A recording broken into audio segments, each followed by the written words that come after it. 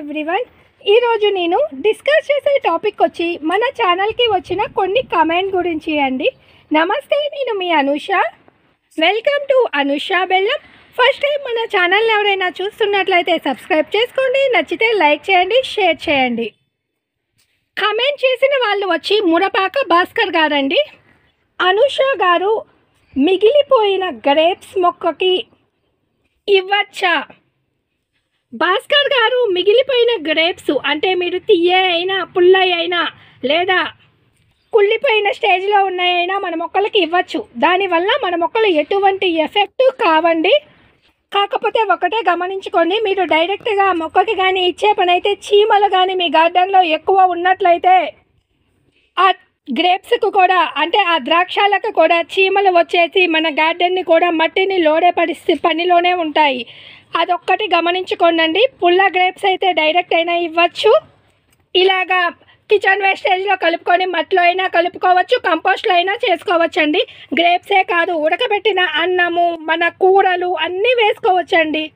మనము బయట పడేసే ప్రతి ఒక్క వస్తువు మన మొక్కలకి ఉపయోగపడుతుంది. అంటే కంపోస్ట్ అయ్యాయి, ఎరువు అయ్యాయి, మన వంటింట్లో వాడుకునే పిండ్లు, మనము ఏమైతే తిని వ్యర్థాలుగా పడేస్తామో అవన్నీ మనము తినగా మిగిలినవి కూడా మన మొక్కలకి తెచ్చి వేసుకోవచ్చు. ఒక ప్లాస్టికు, మెటలు, గ్లాసు, ఐరను, థర్మోకోల్సు ఇలాంటివి డీకంపోస్ట్ అవ్వడానికి చాలా టైం పడతాయి. ఇవి కూడా డీకంపోస్ట్ అవుతాయి. ఇలాంటివి తప్పించి మిగతాయి అన్నీ మనము బయోడిగ్రేడబుల్ థింగ్స్ మొత్తాన్ని మన మొక్కలకి ఎరువులా వేసుకోవచ్చు. కావాలంటే డైరెక్ట్గా వేసి మట్టి కప్పేయచ్చు, లేదా మన సాయిల్ మిక్స్లో కూడా మిక్స్ చేసుకొని వేయచ్చు. మీరు ఇవి వేయాలి అవి వేయకూడదు అని అసలు అలాంటివన్నీ ఏం పెట్టుకోకండి. మీరు అన్నీ వేయచ్చు. పుల్లవి అయినా కానీ కుళ్ళిపోయిన నిమ్మకాయలు వేయచ్చు, క్యాబేజీ, క్యాలీఫ్లవరు అవన్నీ పెద్దవిగా ఉంటాయి కదా, పాడైపోయినాయి అనుకోకండి. ఆరెంజులు కానీ ఏదైనా వాటి తొక్కులు కానీ, కాకపోతే కొన్ని త్వరగా డీకంపోస్ట్ అవుతాయి, కొన్ని లేటుగా డీకంపోస్ట్ అవుతాయి. మనము బయట పడేసే వాటిని అట్టపెట్టెలు కానీ పేపర్లు కానీ అన్నిటినీ తెచ్చి మన మొక్కలకి వేసేసుకుంటే మనం ఎంతో కొంత పర్యావరణాన్ని పరిశుభ్రంగా ఉంచిన వాళ్ళం అవుతాము. కొన్నిటిని మనం ఆపలేము. ఇప్పుడు ప్లాస్టిక్ వాడటం మంచిది కాదు అంటారు, కానీ మనం ఇప్పుడు కొన్నిటికి తప్పట్లేదు, ఆప్షన్ లేక వాడుతున్నాము. దానికి బ్యాలెన్స్డ్గా మనము మొక్కలు పెంచుకొని మన ఇంట్లో వచ్చే వ్యర్థాలను మొత్తాన్ని వేసుకొని పెంచుకోవచ్చు. కొబ్బరి బొండాలు, కొబ్బరి చిప్పలు, వేరుశనగ తొక్కులు మీ దగ్గర ఏవి ఉంటే అవన్నీ వేసుకోవచ్చండి. మన మొక్కలకి ఏమీ పనికిరానివంటూ ఏమీ ఉండవు. మురపాక భాస్కర్ గారు, మీ డౌట్ క్లారిఫై అయిందనే అనుకుంటున్నాను.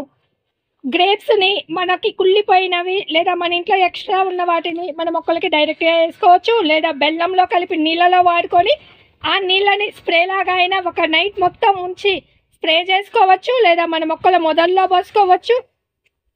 ఇలా చేస్తే ఇంకా మనకి మైక్రోగ్రీన్ యాక్టివిటీ పెరుగుతుంది. బెల్లంలో కానీ కుళ్ళిపోయిన గ్రేప్స్ని నానబెట్టేసి ఆ వాటర్ వేస్తే, లేదా ఇవన్నీ మేము చేయలేము అంటే మన కిచెన్ వేస్టేజ్లో వేసుకొని ఎరువులా చేసుకోవచ్చు, లేదా మట్టి మిశ్రమంలో కలుపుకోవచ్చు, లేదా మొక్క మొదల్లో వేసుకోవచ్చు.